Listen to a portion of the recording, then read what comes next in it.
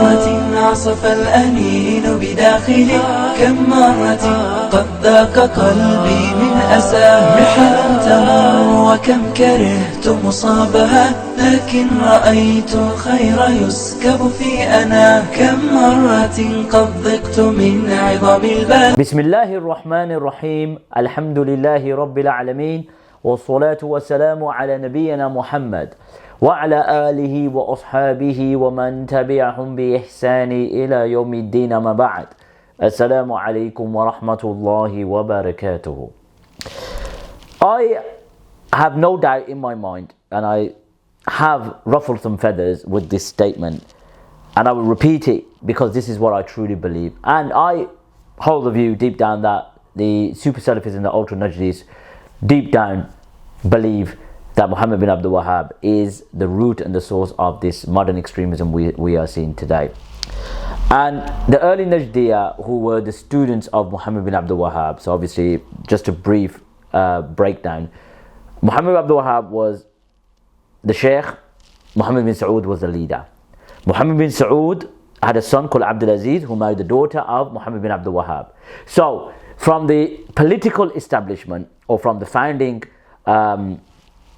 state, or the Najdiyyah, meaning the state of the Najdiyyah, which was founded by Muhammad bin Saud and Muhammad bin Abdul Wahab together, because obviously the religious legitimacy was given by Muhammad bin Abdul Wahab. So you got the Ali Sheikh, so it's the family of Muhammad bin Abdul Wahab, so obviously his offspring, or his lineage, or his descendants. Then you have Muhammad bin Saud, then you have his descendants, and you have his offspring, and you have his lineage. To issue a disclaimer quickly, I believe that takfir is part of the deen. It is part of the deen, no doubt about it. So I am not against takfir. What am I against, or what I am against, is misapplied or misapplication of takfir. And this is where Muhammad bin Abdul Wahab, and as I said before in my previous part, I got Takfeeri Tendencies part 4. This is a prelude to Takfeeri Tendencies part 4. The takfir was politically motivated, which suited and favoured the expansion of Muhammad bin Saud.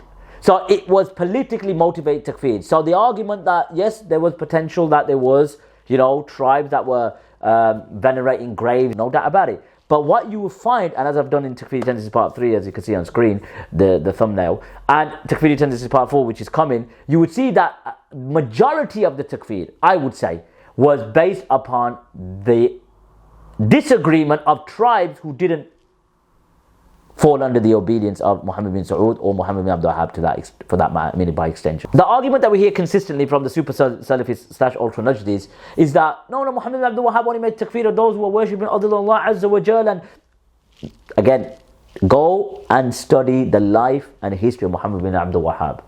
You will notice, because they've put the wool over your eyes, a huge portion of his life when he allied with Muhammad bin Saud, the emphasis of Muhammad bin Abdul Wahab, Muhammad bin Saud, declaring that your obedience and you have to be compliant to us. If not, you are a apostate. You have gone against the people of Tawheed, al-Islam, etc. So the misapplication of takfir, the bulk of it was to do with them, meaning the tribes, not being under their compliance and under their obedience.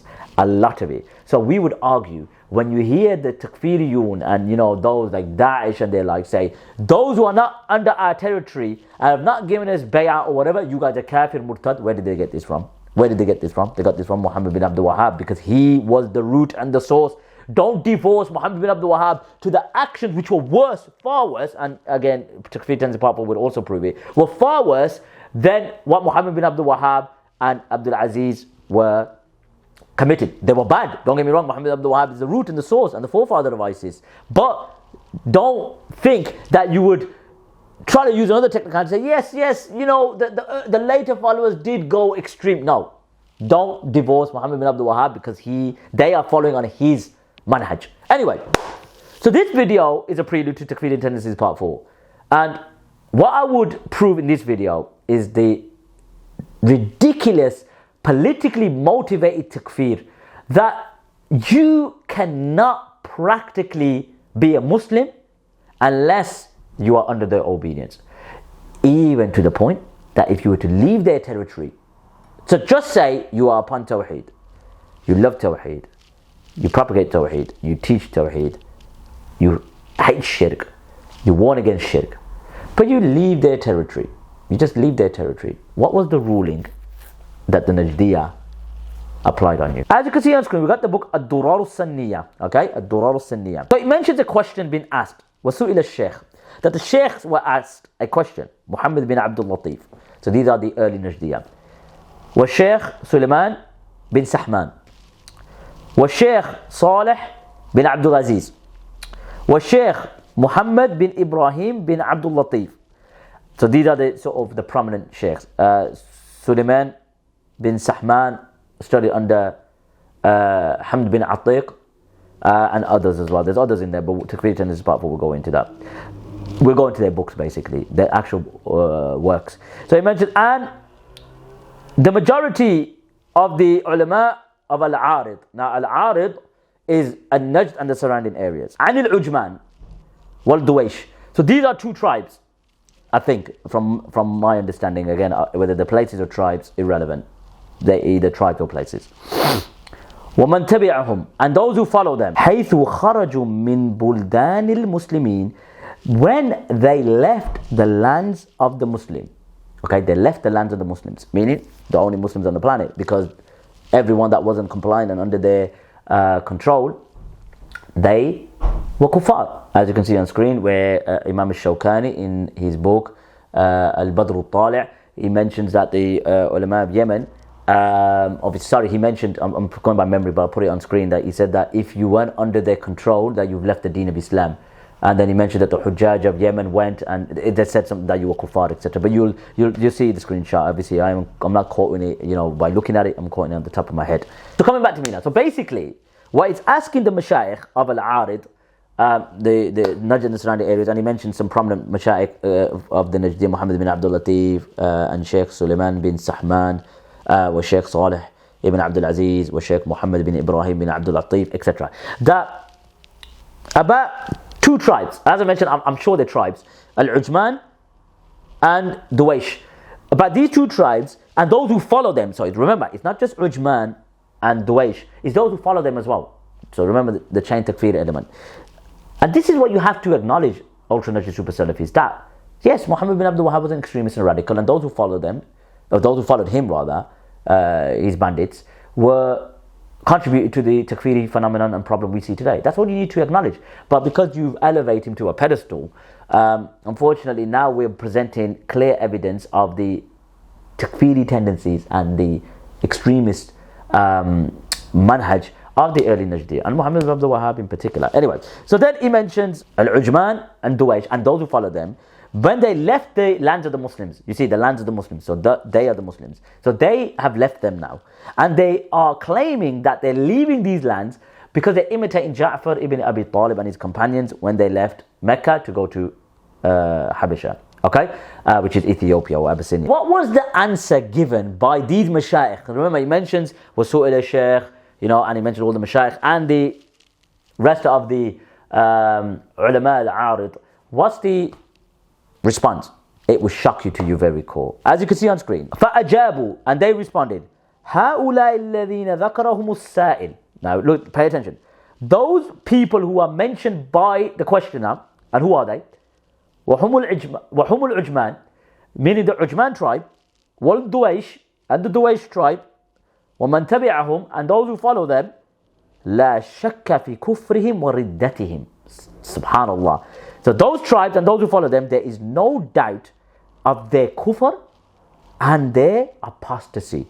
And you notice, it's always there's no doubt in their kufr. There's no doubt and in their apostasy for some political reasons, because they left their territory. And these super Salafis and ultra Najdis want to claim that they weren't extreme. Subhanallah. So coming back to me now.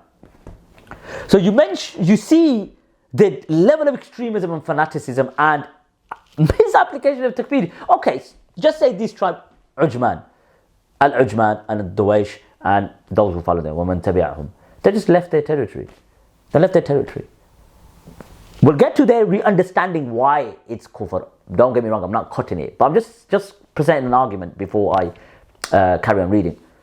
Why would it be kufr, by the way? Why would it be kufr? So just say, I left because I just want to migrate to another territory, you know, just to put it out there, I just want to migrate. Why would that be kufr or shirk? To the point, like, لا شك في كفرهم وردتهم. They're going to the point that لا شك, there is no doubt. What do you mean there's no doubt? And now I'm going to go to the reasons why لا شك, like there's no doubt في كفرهم وردتهم. Why? As you can see on screen. Because they aligned with the enemies of Allah and His Messenger. وطلبوا الدخول تحت ولايتهم. And they requested to enter under their leadership. وَإِسْتِعَانُوا بِهِمْ, and they sought aid and assistance from them. فَجَمَعُوا بَيْنَ الْخُرُوجِ مِنْ دِيَارِ الْمُسْلِمِينَ, and they've combined by leaving the lands of the Muslims and attaching themselves to the enemies of this millah and this religion. And listen to this is where the arrow's over.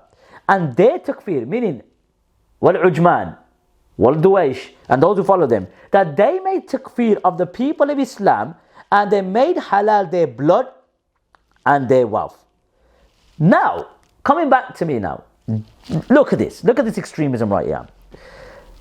If they left their territory, which they mention is clear kufr, okay, leaving the Najdi's territory is tantamount to, like they mentioned, لا شك في كفرهم وردتهم. There is no doubt in their kufr and ridda. Why? Think about it. Why is it clear kufr and ridda?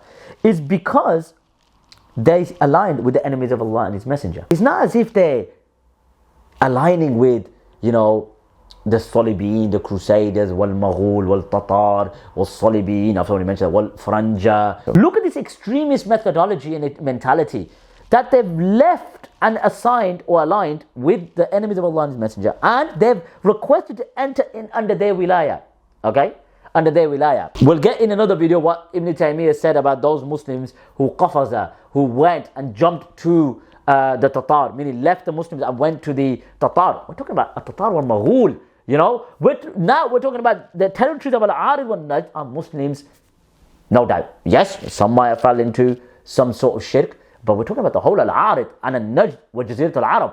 You understand? وَإِسْتِعَانُوا بِهِمْ, and they sought their aid. Okay, yeah, well, conveniently, you know, when the Salibiyin were called to the Jazirat al-Arab, you know, before the Gulf War, you know, isti'anu bihim. Okay, obviously, it changed there, didn't it? It changed there. Imagine if the Muhammad Wahab and his bandits were here today and they saw that. Huh? Anyway, may Allah forgive Sheikh bin Baz. Then it says, they combined between leaving the lands of the Muslims and connecting themselves with the enemies of the millah wa deen. Can you believe that? Look at this extremism, my brothers and sisters. Look at this extremism. Then it says, and they made takfir of the people of Islam and legalized or made legitimate their blood and their wealth. Now, there is no proof that these tribes made takfir of the Najdiyyah. And what we do know, and we have extensive evidence proof from your own sources, that they did that. They were making takfir of the tribes and going and slaughtering and pillaging them. It wasn't the al-ujman, wal-dawaish, وَمَنْ تَبِعَهُمْ, and those who followed them were going around and pillaging ad-Dar'iyya and Uyayna and Huraymila and Kharj and al-Ahsa. What else was there? Whatever it may be, I can't remember the top of my head. So this part here where he said that they made takfir of the people of Islam, no, I'm sorry, I'm not buying that. This is just to add legitimacy as to why they're going around and legalizing everyone's blood that left their territory. So if you're not compliant, you're a Kaafir murtad, because you are not under our territory, as I presented by Sheikh Imam Shawkani. And now if you leave the territory, you're upon Tawheed, you're upon ad-Deen, you're upon al-Millah, just by leaving their territory and going to the, according to them. Remember, it's whoever's hostile to them. I will show you in another video that majority of the tribes that they raided and pillaged, the mashayikh of those tribes, okay, on those areas, were against Muhammad bin Abdul Wahab. So, and I'm going to show you a huge list, about 10-15 of them. They were against, and their areas, and I will sort of align, if I could find the, because there's so many evidence, I need to go through my phone again, that I'm going to show you where they were from and why they opposed Muhammad bin Abdul Wahab and the mashayikh's name. or the sheikh's name, and then the tribes they were from, or the place they were from, and you see when I tie in Tariq and Najdi, they went to those territories. So it was not because they were worshipping other than Allah Azza wa Jal. It was just because they were not in agreement with the extremist takfiri methodology of Muhammad bin Abdul Wahab and his bandits. Like Imam Sana'ani in his book, Tadhir al-I'tiqad, you notice he's against kufr and he's against shirk and he's against calling upon other than Allah Azza wa Jal. And again, I'll get into that as well. I think Sheikh Mubrid, he was one of the mashayikh from Najd, okay, and he told me, look, this is what they were doing, okay, this is what they were doing. Anyway, so this is a short video. Again, it mentions what Shaykh al-Islam Ibn Taymiyyah said, etc. But that I'm going to leave that for another video and ask some counter arguments, okay? Because I got the book Majmu' al-Fatawa, okay? And I've got that ready for another video just to show you all, okay, this is what Shaykh al-Islam Ibn Taymiyyah said. Don't worry about it. I'm going to show you that. And again, Shaykh al-Islam Ibn Taymiyyah had legitimate grounds when we're talking about al-Yahuda wal-Nasara wal-Tatar. As I said before, all of these topics here, we're talking about Iman wa Kufr. We're talking about Dima al-Muslimin. We're talking about the blood of the Muslims. They were so extreme, they rendered the blood of the Muslim cheap. Even just say, and I'm not denying, and I've said this before, was there potential issues during that time? Of course, I'm not denying that. Go read Tadhir al-I'tiqad by Imam al-Sana'ani, or Imam al-Sana'ani. It's there. Where he mentioned about people of Iraq, where he mentioned about people of Hind, where he mentioned about the people of Mecca, etc., and Yemen, etc. There was issues. And he calls them al-Qaburiyun. He calls them that. But when it comes to like now going on a mass butchery campaign and just slaughter all the tribes that didn't even agree with you or left your territory or weren't allied with you, weren't compliant, this is tatarruf. This is extremism. And this is just a prelude to Takfeeri Tendencies Part 4, as you can see on screen. My commitment is that the extremist problem that we are seeing manifested in our time, we have to tackle the root and the source before we deal with de-radicalizing the extremists we're seeing today. And we're not doing this under the backdrop of, the Gharb saying we've got there's extremism, there's this.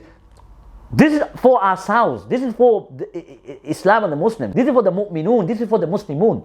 We don't do this to appease anyone. We've got a radicalization problem. We have. There is radicalism. We're not denying that. But we're going to tackle the source. We'll tackle the root. And thereafter, we can have, discussions with these extremists and we could come to a common understanding so we could return them back from this extremism so that we don't face and the next generation or, potential extremism grows within our midst. And that's my message to all these ultra Najdis and super Salafis. Don't wipe your hands and think that, look, they're extremists.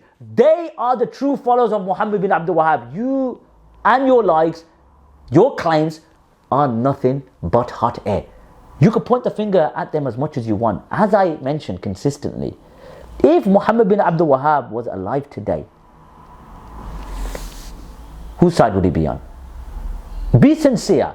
If he was alive today, where would he be?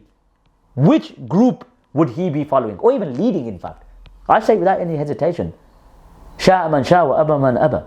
He will be leading Daesh. I tell you that for a fact. And you guys can weep in your sorrows. Weep in your sorrows. You know what I'm saying is true. It's just that you don't want to come out. You've concealed this for so long. And today, 2022, I'm challenging the standard narrative. I'll say that. And that is going to be met with resistance and opposition and, name calling and, labeling. But no problem. I've got thick skin, and this is just a start. I told you. Look, do you want us to ignore the radicalization problem we have? No. I'm sure you don't. So, because of your fanaticism, and I got another video to do as well. I got so much to do. May Allah subhanahu wa ta'ala give me the strength. But challenging the standard narrative will come with difficulties. I've accepted that. Do you not think I seek mashwara? Don't you think I speak to brothers? I do. But I accept that it has to be done. Someone needs to do it. Someone needs to bring this out to the forefront. You hiding this and you keeping it locked away doesn't help. So please, ask Allah to guide me and guide you. Please don't, close your ears, cover your eyes, and just pretend that, look, bro, Khariji is attacking and slandering the Shaykh and slandering the da'wah. No, I'm not. But if you feel because I'm more outspoken than others, or bringing this out to the English-speaking audience, where in reality the Arab world know about this, they know about this. But me personally, the English-speaking world have been duped. I'm not saying, look, this is now, I have to speak from my heart. Has the Da'wah to Najdiyyah contributed to Tawheed? Yes, of course. You read Usul Thalatha, Muhammad Abdul Wahab, it's a good book, and I've mentioned this numerous times in my life. It's a good book, read that book. It's a very, very good book. Fadlul Islam, very good book. The element of the Najdi Da'wah has some good in it. Of course, the emphasis on Tawheed and Aqeedah, beautiful. I've got the books here. I've studied them. I've got no shame or even complaints or even regret by studying those works. I don't. But we have to face the music that there are issues in the da'wah of the Najdiyyah. Like with all da'wahs, there'll be mistakes, there'll be things they get right, things they get wrong. But it's extremist, takfir, chain takfir, blanket takfir. And I'm not saying that takfir, we're not against takfir. Like I said before, but to just go out recklessly and this guy's a Kaafir, or this tribe's a Kaafir, or this province or kuffar, should I say, they're kuffar and everyone's kuffar. If you don't ally with us, then you're kuffar and you don't make it to... No. We need to be firm upon our position. And I'm sorry, Muhammad ibn Abdul Wahab, I'll end off by saying Muhammad ibn Abdul Wahab is the forefather of Daesh. From the element of the extremist takfiri chain and blanket takfir, and his bandits were far worse. So take care of yourselves. Wa sallallahu ala nabiyyina Muhammad. كم مرة عصف الأنين بداخلي كم مرة قد ذاق قلبي من أساه محن تمر وكم كرهت مصابها لكن رأيت الخير يسكب في أنا كم مرة قد ضقت من عظم البلاء بشر وشيطان يحاصرني أباه كم مرة قد أظلم الدرب ضحى وتحدر الدمع وضاقت بي رؤى كم مرة عصف الأنين بداخلي كم مرة قد ذاق قلبي من أساه محن تمر وكم كرهت